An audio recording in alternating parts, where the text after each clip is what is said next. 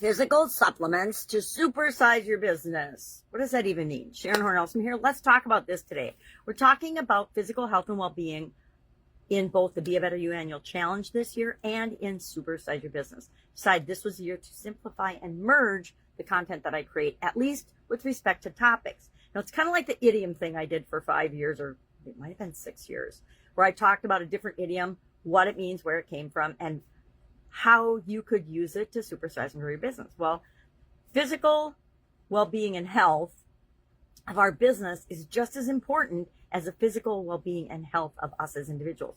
It applies to our culture. It applies to the physical aspects of our business, because most of our businesses, actually all of our businesses, even if it's just us, that's a physical aspect. But wherever we happen to be working, if it's the local coffee shop, what if that coffee shop goes out of business? Where are you going to do your business, your laptop life business?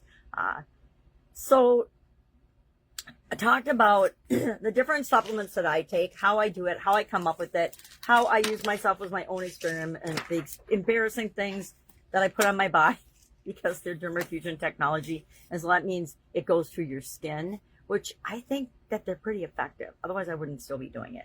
So physically, we need to take care of ourselves, and we need to encourage the people by setting a good example in our organization to take care of themselves. If our food sources and food supply supplied all the needs that we have nutritionally, that'd be awesome, but they don't. And a lot of times our lifestyle choices, our decisions to eat in restaurants and things that are about efficiency and speed, not about nutrition. So we have different goals, right? We just want to eat something because we got to eat 3 times a day or so. And they serve it up, we eat it, but it might not be good for us. It might just satisfy that hunger, but it doesn't really give us the nutrition that we need. Topic for another day, right? I would be curious what you do personally, though. Could share that in the comments below. Now, what about our businesses? What does supplementing physically in our business mean? It means having insurance. It means having contingency plans if something is to fail in your business, or if an outside thing impacts your business in a negative way. Think COVID pandemic. I will be the first to admit I did not have pandemic in any of my business's contingency plans when the pandemic hit. I don't know very many people that did. I suppose if you were in the healthcare industry, you did, or in a couple of other ancillary industries where it was obvious. But all the businesses I'm in, it wasn't obvious. We didn't have it. We do now. So when we know better, we do better, right? So do you have the contingency plans and the things in place to support that? If something were to happen to you or your business or your facilities or any aspect of the physical well-being and health of your business, do you have that if a key individual in your organization were to have something happen to them? We live in a world where the unexpected happens all the time. And instead of preparing for the unexpected, we just get surprised and then have to wing it at the last minute. I contend that if you want to supersize and grow your business, you don't want to have things like that in your life, or especially in your business. So have systems in place. It's why I am such an avid believer in documentation and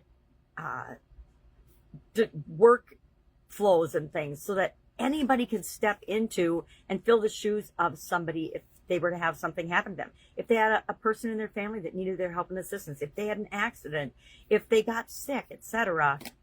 We want to make sure that our whole business doesn't come to a grinding halt because one key person isn't there. Now, I'm going to tell a quick story about this because it just happened to my nephew. My nephew just started a new job, and he is implementing AI for the company that he's working in. And he took a day off. He's like, all right, I've been working here a couple months. I need to take a day off.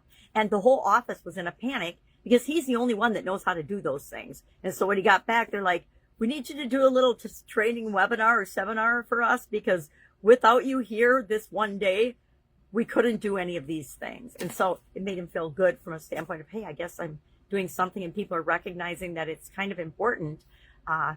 And I think that's a good positive thing, but it's also a huge lesson for that organization to learn. Hey, if you're implementing a key thing, you better make sure part of the implementation is getting other people on board and trained so that they aren't at a standstill or a stop because one individual is missing. That was just a good reminder of that for me.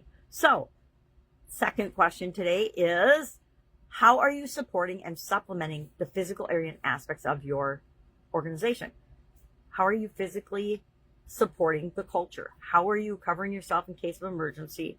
How are you covering with respect to insurance and things, your facilities, if you have facilities? But I mean, even if you live in a house or an apartment, you need to have insurance, right? All right, I digress. If I can help you in any way with this topic, just hit me up and ask. I've got a lot of experience in a lot of different industries with respect to this particular thing, and I've known for a long time, I always have an umbrella policy that covers anything that we couldn't think of, because we can't think of anything or everything. We can think of anything, but we can't think of everything all the time. All right, have an amazing day, and I'll, of course, be with you tomorrow.